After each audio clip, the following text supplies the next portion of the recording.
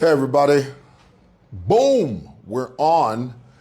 And if you could do me a favor and sling this broadcast around to people that you think would be interested in this particular conversation. This is SML TV, and thank you for taking the time out of your very busy schedule to spend a few moments with me here on SML TV. Those are bars. Those are bars. Are we on? Tell me we're on. Tell me we're on. Somebody please tell me. Because, sometimes I can't tell. Sometimes you guys jump on here and you're silent, and how many people we got on there. Right. And I'm just gonna make sure my sound is on. Okay. And how many people we got on there? Is it on? Boom, and we are on. I think we're good.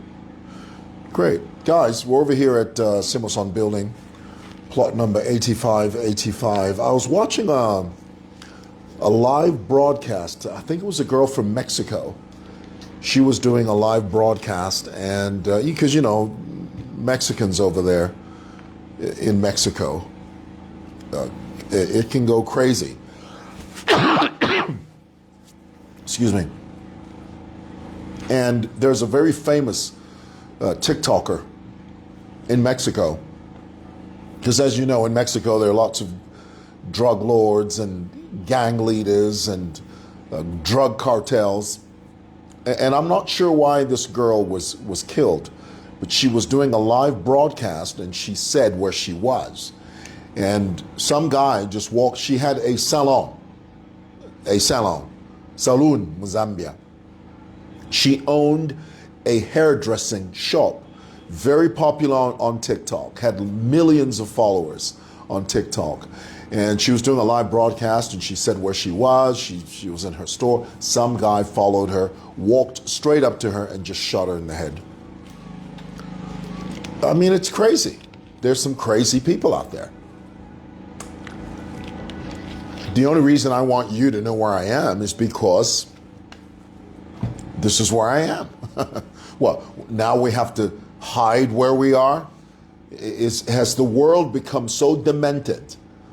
Has the world become so jaded that now we can't even say where we are when we're doing a live broadcast? Is that what we have digressed to as a species? It's insane, I tell you. The power is gone, and if you can hear it in the background, a couple of shops in City Market area, this side of town, they've got their generators going and all. Some of you know that my wife has been out of town for about a week. She went to a conference. She accompanied our daughter, who's a medical doctor, and my daughter's husband was out of town for a few days. So my wife tagged along with our daughter, with our two grandbabies, to Kenya for a week. So they come back tonight. So at about 1:30 this morning, I have to make a beeline to the airport. Does anybody remember the video I posted when I first took her to the airport? I took my wife, my daughter, and our grandchildren, took them to the airport because their flight was leaving at about 2 a.m. You know, one of those flights that leaves at 2 a.m. You know those flights. And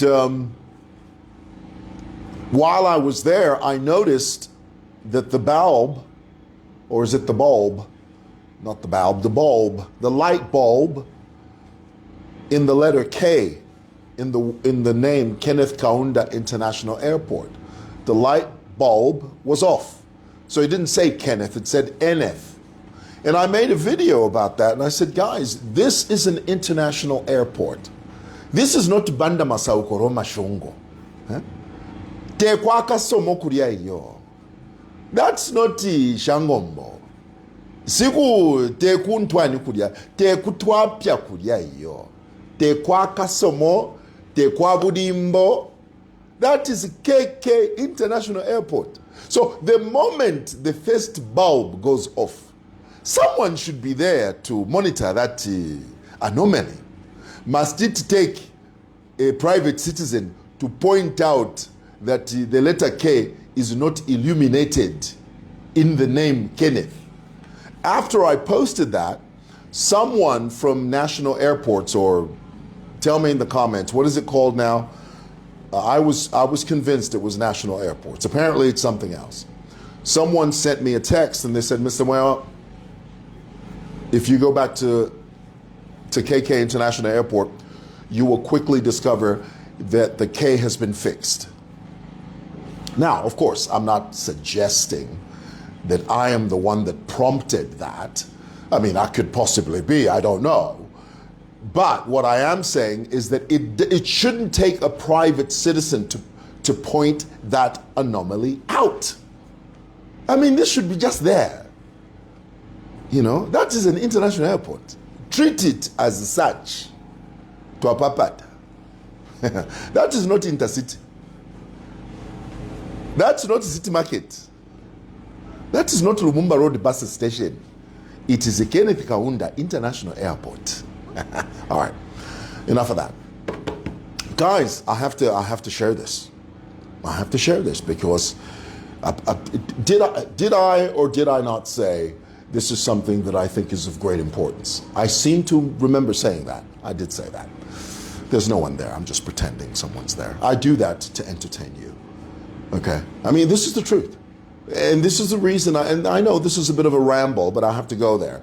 I keep telling you, and I will never stop saying it, you don't know what it's like being me out here for you. It is an up and down, pride swallowing siege that I will never fully tell you about. Okay? So, the other day, I came across a story, and I wanted to share this with you, and we're talking about live-in maids.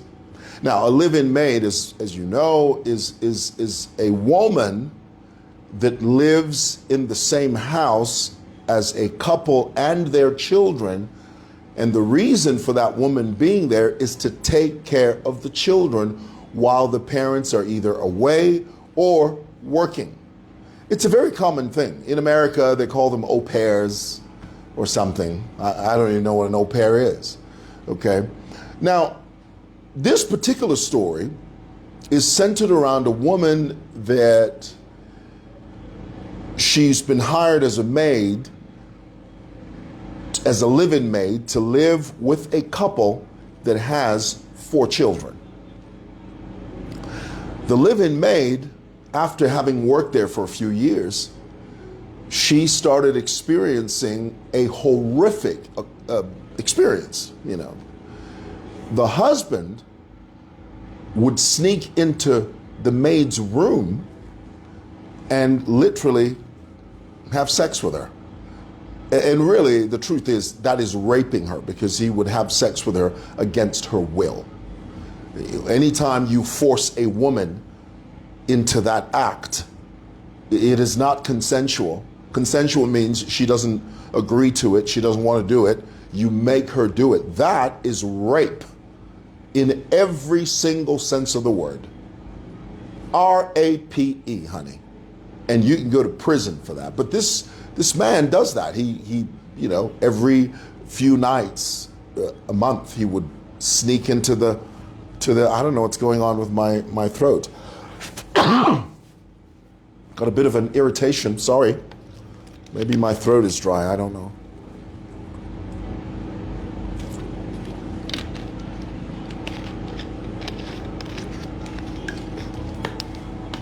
He would sneak into the maid's room, and he would have sex with her. And here's the thing, is that he would make her, he would force her to take the after pill. What do they call it? The after pill? The month after pill? What's it called? The week after pill. He would force her to take the, what is it called? Tell me in the comments. What is that pill called? Apparently there's a pill that if you take it, you won't get pregnant, you know, because this man would never use protection, ever. It was always totally L-I-V-E, live, and he would ensure that she would take the morning after pill. That's right, the morning after pill. And this went on for years. And finally, she felt her life was in danger because, that's a health risk. So she reported the guy to the police. They arrested the guy. And I understand that they're going through the trial, the case or something. Now, here's what I want to point out. And this is advice I want to give to young people, especially. This also, this applies to everybody, but especially young people. First of all, the first thing you never want to do, especially in the Zambian context, and this is very common. Zambians love to do this. Never get a young girl from the village, 15, 16 years old, to come and live in your house to take care of your children. That is a disaster. That is a mess. It never works. 99% of the time, that will end in the man sexually abusing that child, usually, or someone older in the house, a son, a cousin, an uncle, a grandfather. That always ends up into a mess. In your mind, you think it's convenient, it cuts costs. You don't have to hire a maid. And in your mind, you're thinking, well, let me just get my niece from Chinsadi, Kwakasomo. Kara Isa Kuno, Kakashana, 15 years old, 16 years old. Everything is perky,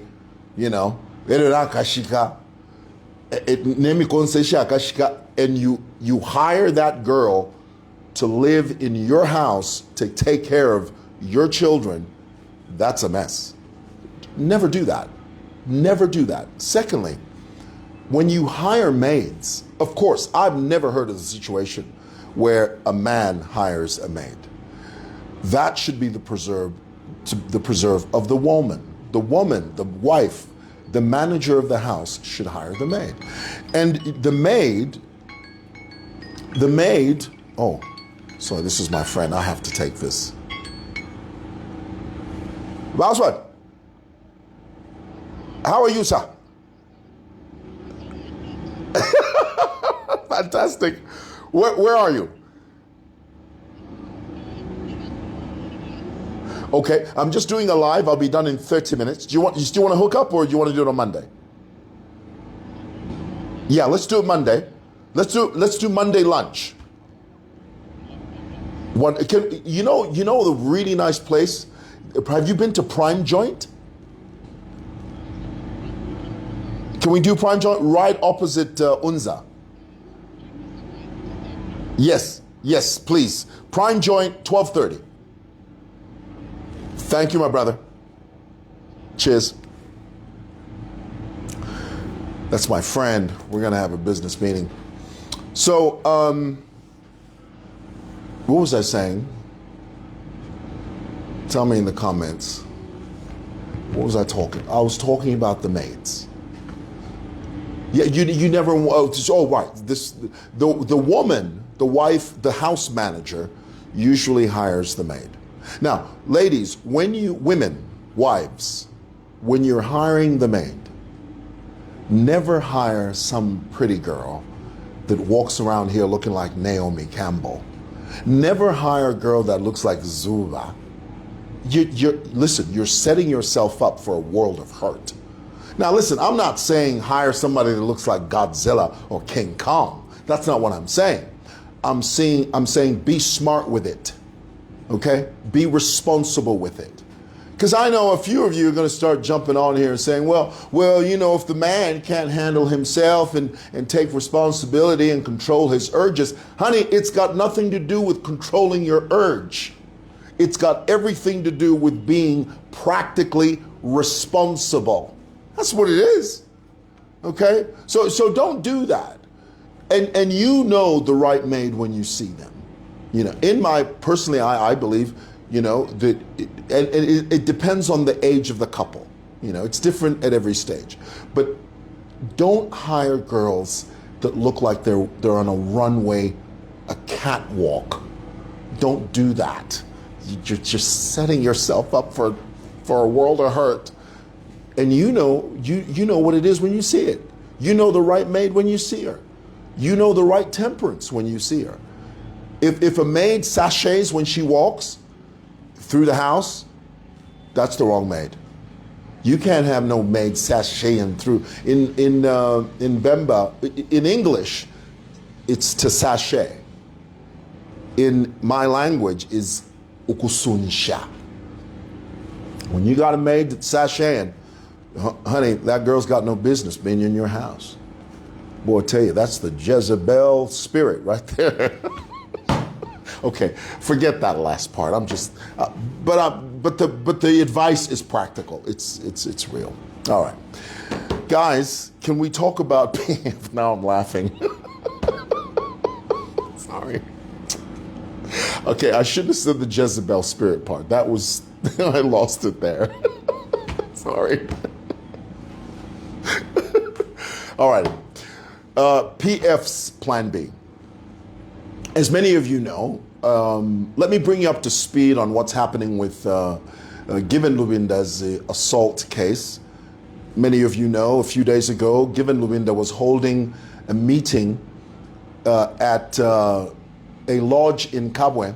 And I will tell you the purpose of that meeting was for Given Lubinda to begin to galvanize support for the so-called upcoming convention, the PF convention, which in my view is highly unlikely to take place because Robert Chabinga, being the legal president of the PF, in as far as the registrar is concerned, Chabinga being the legal ballot box president of the PF, he will do everything within his power to throw a spanner in the works to make sure that Given Lubinda and his friends run into wall after wall after wall after wall. He will make sure that the PF convention never takes place.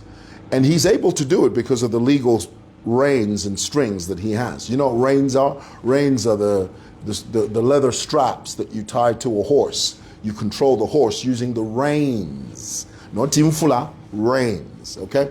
So, we heard that Given Lubinda was meeting with possible delegates because, you know, I described this to you yesterday, and I'll describe it for the benefit of those that didn't watch the broadcast yesterday. I explained to you the Mingalato component of politics. Do you know that all things being equal, if the PF were to go to a convention, the person that would win, the person that would be nominated, the person that would not nominated, the person that would be elected as PF president would be Given Lubinda. Why? Because according to the PF constitution, it is the acting president of PF that selects the delegates from all the provinces that eventually make up the electoral college, the group that selects now, that votes for the president of the party. Those delegates have a one-on-one conversation with the acting president. He has the upper hand in influencing their decision. He bribes them, he oils their hands, he just makes sure that the votes go in his favor. The other thing that the PF have to worry about is, and I mentioned to you yesterday, and I'll say it again, and please forgive my repetitiveness, but people like Brian Mundubira is nowhere near the PF presidency. Why? Because Brian Mundubira is in the background eating with the, I don't want to get sued, but I'm telling you the truth. It's the truth. Brian Mundubira is in the background eating with the, say it in the comments. He's eating with the, and the PF grassroots, they know that. And even though Brian Mundubile is even though he stands in front of a PF crowd and they cheer for him, in their hearts they know he's a traitor. They know it beyond a shadow of a doubt. They know it. So he's nowhere near. The only person, all these other small players, Makebi Zulu? You think Makebi Zulu would ever come closer? First of all, there's no one in the PF camp that even supports Makebi Zulu. The only people that support Makebi Zulu are the Lungu family. That's it. That is it.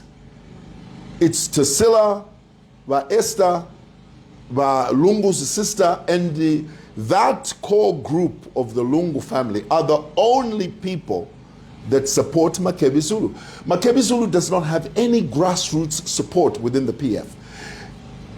The support that he purports to have is all synthetic. It's fake. It's manufactured. This is my wife. I have to take this. Just give me a second. Hi, dear. Hi. Listen, I'm fine, darling. I'm on a live. Let me call you when I'm done. Okay. Bye. No. Alrighty.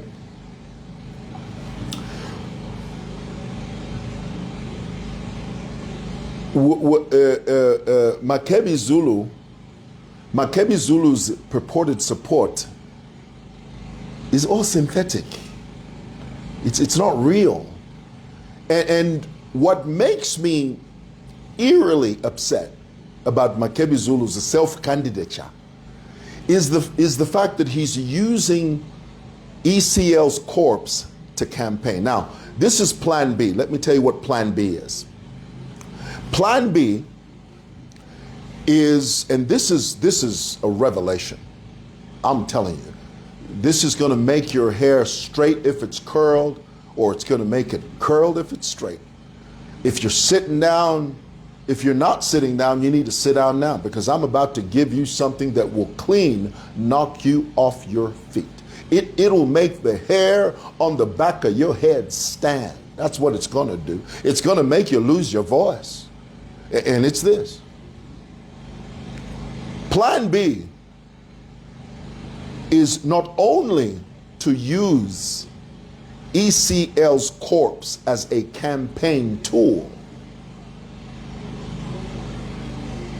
but also to utilize the campaign material that the PF had during the 2021 elections. Do you know how much campaign material the PF bought through 3 major cartels? Because in this country, there are cartels.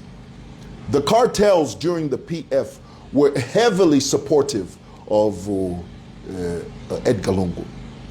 There's a cartel in the fuel industry. There's a cartel in the pharmaceutical industry. There's a cartel in the fertilizer industry. These 3 industries, these 3 areas, there are major cartels in these three industries, and they were heavily funding Edgar Lungu in 2021. And as a result of that, Edgar Lungu's campaign material, they've got truckloads of t-shirts and chitenges and scarves and all sorts of trinkets that bear the face of ECL. Follow me. Tell me if you're following me. They have truckloads of ECL PF campaign material in the forms of chitenges, t-shirts, hats, caps. They've got truckloads of it. Now, the plan is to float a candidate, because there are 3 major factions within the PF. There's Chabinga, there's Given Lubinda, and there's Makebi Zulu. Forget Brian Mundubide, he's not a contender. These 3 guys know that, especially Makebi Zulu knows. Makebi Zulu knows that if he were to get the nomination of the PF, he would use ECL's campaign material to traverse this country, distributing chitenge material, hats, caps, t-shirts, shirts that have ECL's face on them and the name ECL, powered by ECL, and use that as a sympathy tool, a sympathy apparatus to pull at the heartstrings of the Zambian people who supported the PF, and they count more than 1.8 million strong. Makebu Zulu's design is to tap into the 1.8 million disgruntled PF supporters, but he wants to use ECL's image, ECL's name, ECL's corpse as a campaign tool in order to tap into the sympathy of the 1.8 million disgruntled PF supporters. In his mind, that 1.8 million will grow to a significant number based on a sympathy vote. That's plan B. And that's what they're trying to do. And that's the reason you will never see ECL's body. Oh, you'll never see it until after the elections. Because their plan is they want to, in their minds, the only, what's the word? The leverage, that's the word. The only leverage they have, and this is sad. I mean, I've never seen this. This is unprecedented. Have you ever seen a more foolish approach to an election than this? This is what my friend Stacey B calls bizarre. It is the most bizarre campaign approach to a presidential election I have ever seen, consumed, comprehended, witnessed, where you use a corpse because you know you've got truckloads of campaign material that was unused because you had such massive funding from these cartels. I mean, they poured in millions of dollars and you got truckloads of campaign material. ECL dies, you know that you can tap into the sympathy vote by saying, one of the campaign promises is we'll give ECL a dignified burial. This is Makebi Zulu. Have you ever heard of a more dumb approach? You are going to give ECL a dignified, you Makebi Zulu? You? How the hell are you going to do that? You will never be president, so how are you going to do that? It is the preserve of the state to provide a state funeral for a former head of state. You're getting it twisted. So, Vane, in conclusion, let me tell you, these machinations by Makebi Zulu are not going to work.